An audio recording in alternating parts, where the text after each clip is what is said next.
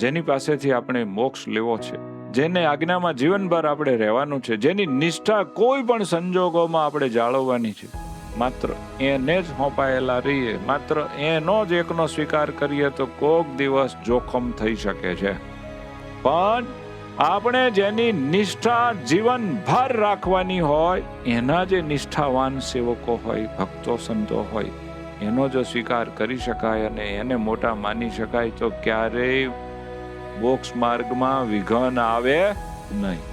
મહારાજનું કહેવું એવું છે, અમે તો તમારા ઈષ્ટદેવ, પરંતુ આ તમારા સંત છે ને, એમાં ગુરુભાવ રાખો, એને ગુરુ બનાવો, એટલે તમારે ક્યારે અમારે હારે કોઈ પ્રકારે રાજીપો લેવામાં તકલીફ નહીં પડે. એ તમને બધું શીખવાડશે, ગુરુ માન્યા છે તો તમને એનું મનાશે.